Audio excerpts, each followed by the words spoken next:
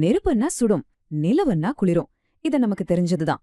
ஆனா இந்த ரெண்டும், அதாவது தகிக்கிற நெருப்பும் சரி, சில்லுன்னு இருக்கிற குளுமையும் சரி, ஒரே இடத்துல, அதுவும் ரொம்ப புனிதமான ஒரு இடத்துல ஒன்னா இருக்க முடியுமா? வாங்க, இந்த ஆச்சரியமான விஷயத்த பத்தி தான் இன்னைக்கு நம்ம பார்க்க போறோம். முதல்ல இந்த முரண்பாட்டோட ஆணிவேர் எங்க இருக்குன்னு புரிஞ்சுக்கலாம் வாங்க. இந்து மதத்துல ரெண்டு முக்கியமான கடவுள்கள் இல்லையா? சிவன், விஷ்ணு. ஒரு பக்கம் பாத்தீங்கன்னா சிவன் நெருப்போட வடிவம், பிரபஞ்சத்தையே அழிக்கிற உக்ரம். இன்னொரு பக்கம் விஷ்ணு நிலவோட குளுமை, எல்லாரையும் காக்கிற ஒரு சாந்தம். ரெண்டும் நேரெதிர்.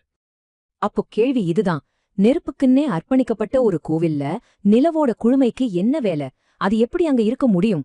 இந்த கேள்விக்கான பதில தேடிதான் நம்மளோட இந்த பயணம் இருக்க போகுது. நீங்க நினைக்கலாம் இது ஏதோ தத்துவ ரீதியா சொல்றாங்கன்னு. இல்லவே இல்ல. இந்த முரண்பாடு வெறும் கருத்து கிடையாது, இது நிஜம். நம்ம ஊர்ல உலக புகழ் பெற்ற காஞ்சிபுரம் ஏகாம்பரேஸ்வரர் கோவிலுக்குள்ளதான் இந்த அதிசயம் ஒளிஞ்சிருக்கு. வாங்க அந்த கோவிலுக்குள்ள என்ன இருக்குன்னு பார்க்கலாம். இப்போ நாம காஞ்சிபுரம் ஏகாம்பரேஸ்வரர் கோவிலுக்குள்ள போறோம்னு வச்சுக்கோங்க. நம்ம கண்ணு முதல்ல எங்க போகும்? பிரம்மாண்டமா நிக்கிற ஏகாம்பரேஸ்வரர் மேலையும் அந்த புகழ்பெற்ற மாமரத்து மேலையும் தானே. ஆனா நம்மள பல பேர் கவனிக்க தவறுற ஒரு தெய்வீக புதையல் அங்க மறைஞ்சிருக்கு. எங்க தெரியுமா? அந்த கோவிலோட முதல் பிரகாரத்துல ஒரு வடகிழக்கு மூலையில 108 திவ்ய தேசங்கள்ல ஒன்னா போற்றப்படுற நிலாத்திங்கள் துண்டத்தான் பெருமாள் சன்னதிதான் அது. சரி, இந்த சன்னதி இங்க எப்படி வந்துச்சு? இதுக்கு பின்னாடி ஒரு அற்புதமான புராண கதை இருக்கு. அந்த கதைக்குள்ள போனாலே இந்த அதிசயத்தோட ரகசியம் நமக்கு விளங்கிடும். வாங்க கேட்கலாம். கதை எங்க தொடங்குதுன்னா கைலாயத்துல. பார்வதி தேவி ஒரு முறை விளையாட்டா சிவனோட கண்களை மூடிடுறாங்க. அந்த பாவம் தீர்றதுக்காக இங்க காஞ்சிபுரத்துக்கு வந்து ஒரு மாமரத்துக்கு அடியில மணலால ஒரு லிங்கம் செஞ்சு தவம் இருக்கிறாங்க. அவங்களோட பக்திய சோதிக்க நினைச்ச சிவன் முதல்ல ஒரு பெரிய வெள்ளத்தையே அனுப்புறார். ஆனா அன்னை என்ன செஞ்சாங்க தெரியுமா? அந்த மணல் லிங்கத்தை இறுக அணைச்சுக்கிட்டு அத காப்பாத்திட்டாங்க. ஆனா சிவனோட சோதனை அதோட முடியல. அடுத்ததா அந்த இடம் நெருப்பு மாதிரி தகிக்க ஆரம்பிக்குது. அப்பாப்பா, என்ன ஒரு வெப்பம்! தவம் கலையிற நிலைமை வந்தப்போ பார்வதி தேவி தன்னோட அண்ணனான மகாவிஷ்ணுவ கூப்பிடுறாங்க. தங்க கூப்பிட்டதும் அண்ணன் வராம இருப்பாரா? உடனே மகாவிஷ்ணு அங்க தோன்றார். ஆனா அவர் கையில சக்கரமோ கதையோ எந்த ஆயுதமோ இல்ல.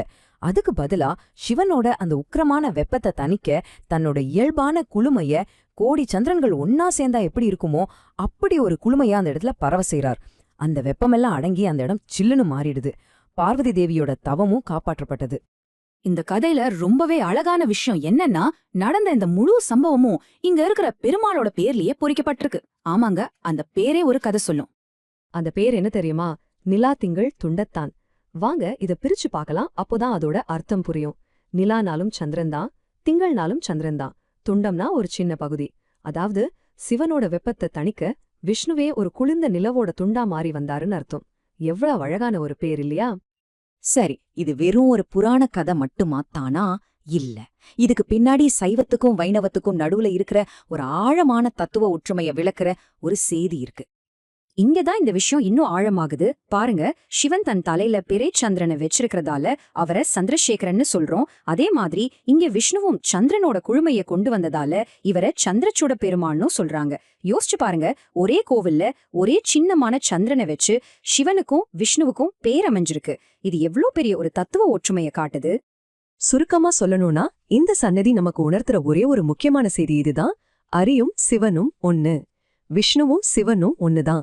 சைவம் வைணவம்னு நாம பாக்குற பேதங்களுக்கெல்லாம் அப்பாற்பட்டு இறைவன் ஒருவன் தாங்கிறத இதைவிட அழகா எங்கேயும் சொல்ல முடியாது.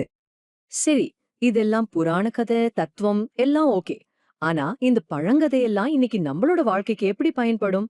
இதுல இருந்து நாம கத்துக்க வேண்டிய பாடம் என்ன? நிச்சயமா இருக்கு. இந்த புராணத்துல இருந்து நாம கத்துக்க வேண்டிய பாடம் ரொம்ப சிம்பிள். நம்ம வாழ்க்கையில வர கஷ்டங்களும் பிரச்சனைகளும் சில சமயம் நெருப்பு மாதிரி நம்மள சுட்டு பொசுக்கும். அந்த மாதிரி நேரத்துல இறைவனோட அருள் ஒரு நிலாவோட குழுமை மாதிரி வந்து நம்மள ஆற்றிப்படுத்துங்கிற நம்பிக்கை தான் அது. குறிப்பா உடம்புல வெப்பம் சம்பந்தமான நோய்கள் இருக்கிறவங்களும், குடும்பத்துல ஒற்றுமை வேணும்னு நினைக்கிறவங்களும் இந்த நிலா திங்கள் துண்டத்தானை வந்து வணங்குறது ரொம்ப விசேஷம் சொல்றாங்க. நம்மள சுத்தி இருக்கிற இரைச்சலுக்கு நடுவுல மனசுக்கு அமைதி தர்ற இந்த மாதிரி மறைவான இடங்களை நாம தேடணுங்கிறதையும் இது நமக்கு ஞாபகப்படுத்துது.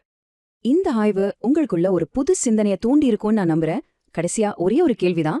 நம்மளோட இந்த பரபரப்பான நவீன வாழ்க்கையில நாம சந்திக்கிற பிரச்சனைகள்ங்கிற தவிர்க்க முடியாத நெருப்ப தணிக்க அந்த நிலவோட குழுமைய தர்ற ஒரு துங்க அமைதிய நாம ஒவ்வொருத்தரும் எங்க எப்படி கண்டுபிடிக்க போறோம்?